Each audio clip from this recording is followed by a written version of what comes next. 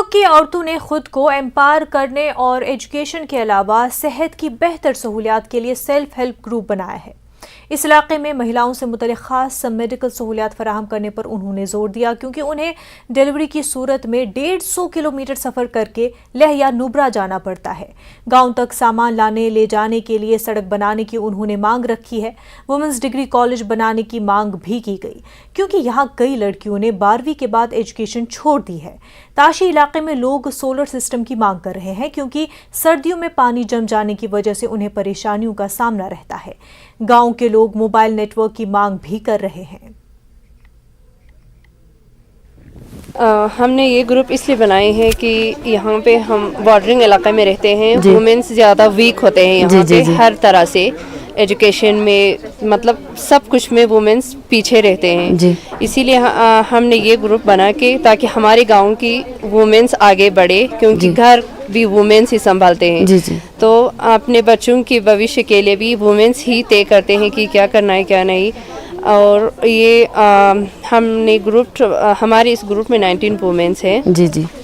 तो हम 19 वुमेन्स मिलके ये ग्रुप बना के हम मतलब गांव की साफ़ सफाई का ख्याल रखते हैं। ये जो स्कूल्स में या हेल्थ सेंटर में वहाँ पे भी कुछ प्रॉब्लम्स होते हैं, हम ट्राई करते हैं कि उसमें वो अच्छा हो। अच्छा, तो आप मुझे बताइए कि आपको जैसे आपने ग्रुप बनाया, आपको कितना प्रॉब्लम फेस करना पड़ा, क्योंकि ऐसे जगह पे कदम उठाना बहुत मुश्किल होता है। ठीक है, तो आप बताइए कि आपको कितना प्रॉब्लम झेलना पड़ा और कितना आपको मेहनत लगा इस ग्रुप को बनाने में।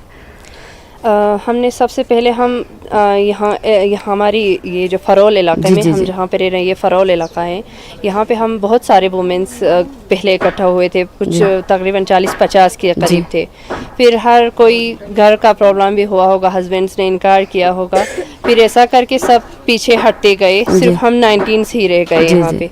और फिर ये 19 अभी मिलके हम पहले तो हमने सिर्फ हम महीने में 2 बार मीटिंग करते थे। हर मीटिंग में हमने 50 रुपीज़ जमा करके थोड़ा बहुत अपने यहाँ पे खर्चे के लिए हम निकालते थे। फिर हमने गार्डनिंग्स का भी सोचा। गार्डनिंग्स किए हुए हैं काफ़ी, गेस्ट हाउस, रेस्टोरेंट, कैफ़ेज़ में हमने सब्जियाँ भी दिए सीज़न में।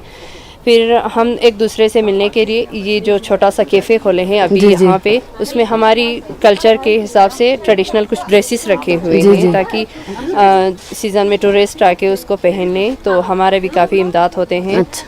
और ये जो छोटा सा कैफ़े खोल के उसमें हमने सीजनल फ्रूट्स के हिसाब से हम जूस भी दे रहे हैं और कुछ अपने लोकल डिशेस भी दे रहे हैं। तो अब ये बताइए कि आपको यूटी लद्दाख से क्या क्या डिमांड है? हम वुमेन चाहते हैं कि यूटी लद्दाख से हमें ये मिले कि हमारे सबसे पहले हमारे गांव में व्हीकल्स, रोड्स हो, टॉप द हिल तक हो तो भी चलेगा हमें, क्योंकि हमें नीचे जाना ना पड़े। आपने चढ़ाई तो देखा होगा। और वही चाहते हैं, और हॉस्पिटल में हमें कुछ अच्छे से गायने की डॉक्टर मिले, ताकि डिलीवरी के लिए या मिसकैरेज के लिए हमें यहाँ से बहुत सारे प्रॉब्लम फेस करना पड़ते हैं। और हमने ये छोटा सा ग्रुप खोला है, इसके लिए भी थोड़ा बहुत इमदाद करे तो बहुत मेहरबानी होगी, क्योंकि हम यहाँ पर सिर्फ वुमेन्स हैं अपने घर को चलाने के, अपने विलेज को साफ़ सफाई रखने के लिए, क्योंकि साल ब साल ये टूरिस्ट बढ़ रहे हैं तो गंदगी ऑब्वियसली फैल रहे हैं। तो हम उसको भी काफ़ी साफ़ करने की कोशिश कर रहे हैं, इंशाल्लाह होगा।